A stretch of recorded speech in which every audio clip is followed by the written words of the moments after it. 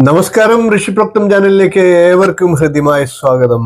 2026 ആണ്ട് ഏവരും പ്രതീക്ഷയോടുകൂടി കാത്തിരിക്കുകയാണ്. 2026 എന്ന വർഷത്തിന്റെ സമ്പൂർണ്ണ പുതുവർഷ നക്ഷത്രഫലത്തെയാണ് ഇപ്പോൾ അവതരിപ്പിക്കുന്നത്.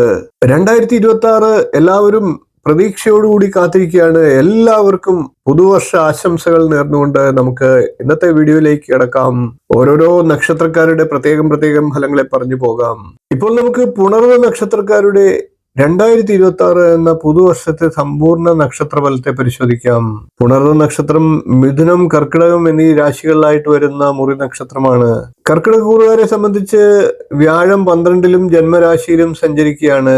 ലക്ഷ്യപ്രാപ്തി കഠിനമാകാനുള്ള സാഹചര്യങ്ങൾ ഉണ്ടായേക്കാം. ആത്മവിശ്വാസം കുറയാനിടയുണ്ട്.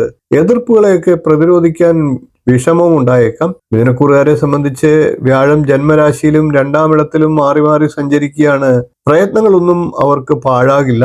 സ്വപ്നങ്ങളിൽ ചിലതെങ്കിലും സഫലമാകുന്നതാണ്. എന്നാൽ മിഥുനക്കൂറുകാരെ സംബന്ധിച്ച് കണ്ടകശനി കാലമുള്ളതിനാൽ ഉദ്യോഗമൊക്കെ ലഭിക്കാൻ അല്പം കാത്തിരിക്കേണ്ട സാഹചര്യങ്ങളും വന്നേക്കാം. ആഗ്രഹിക്കാത്ത സ്ഥലം മാറ്റം ഉണ്ടാകാം.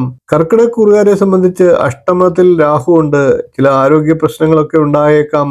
അതേപോലെ തന്നെ അകാരണമായിട്ടുള്ള ഭയം എന്നിവ സൃഷ്ടിക്കാനും ഇടയുണ്ട്. ആദർശത്തിൽ ഉറച്ചു നിൽക്കുക എന്നത് അല്പം ദുഷ്കരമാണ്.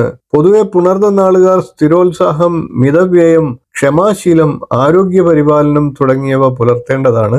മിഥുനക്കൂറുകാരായിട്ടുള്ള പുണർന്ന നക്ഷത്രക്കാരെ സംബന്ധിച്ച് വർഷാദ്യത്തിൽ ധനലാഭം, തൊഴിൽ നേട്ടം, വിവാഹം എന്നീ കാര്യങ്ങൾക്കൊക്കെ സാഹചര്യങ്ങൾ ഉണ്ടാകും. അതേപോലെ തന്നെ വർഷത്തിന്റെ പകുതിക്ക് ശേഷം രോഗശമനത്തിനും സാഹചര്യങ്ങൾ ഉണ്ടാകും.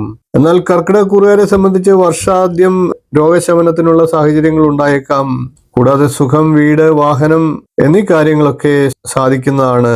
വർഷത്തിന്റെ 2ാം പകുതിക്ക് ശേഷം കർക്കിടകൂറിൽ വരുന്ന പുണർന്ന നക്ഷത്രക്കാരെ സംബന്ധിച്ച് വിവാഹം, സന്താനഭാഗ്യം എന്നിവയ്ക്കുള്ള സാഹചര്യങ്ങൾ ഉണ്ടായേക്കാം. പൊതുവെ വർഷത്തിന്റെ പകുതിക്ക് ശേഷം കർക്കിടകൂറുകാർക്ക് കൂടുതൽ ഭാഗ്യാനുഭവങ്ങൾ ഉണ്ടാകുന്നതാണ്. ഇനി പുണർന്ന നക്ഷത്രക്കാരുടെ ദശാകാലം ഒന്ന് പരിശോധിക്കാം. പുണർന്ന നക്ഷത്രക്കാർ വ്യാഴദശയിലാണ് ജനിക്കുന്നത്. ഏകദേശം വ്യാഴദശ 8 വയസ്സ് വരെ എന്ന് കണക്ക് കൂട്ടാം. അതുകൊണ്ട് തന്നെ ഏകദേശം 27 വയസ്സ് വരെ ശനിദശയും, ഏകദേശം 44 വയസ്സ് വരെ ബുധദശയും, ഏകദേശം 51 വയസ്സ് വരെ കേതുർദശയും, ഏകദേശം 71 വയസ്സ് വരെ ശുക്രദശയുമാണ് പുണർന്ന നക്ഷത്രക്കാർക്ക് വരുന്നത്. അതുകൊണ്ട് തന്നെ ഇപ്പോൾ ശനിദശ, കേതുർദശ എന്നീ ദശാകാലങ്ങൾ അനുഭവിക്കുന്ന പുണർന്ന നക്ഷത്രക്കാർക്ക് കൂടുതൽ ഗുണാനുഭവങ്ങൾ ഉണ്ടാകുന്നതാണ്. എല്ലാ പുണർന്ന നക്ഷത്രക്കാർക്കും 2026 നല്ലൊരു പുതുവർഷമാകട്ടെ എന്ന് ആശംസിക്കുന്നു.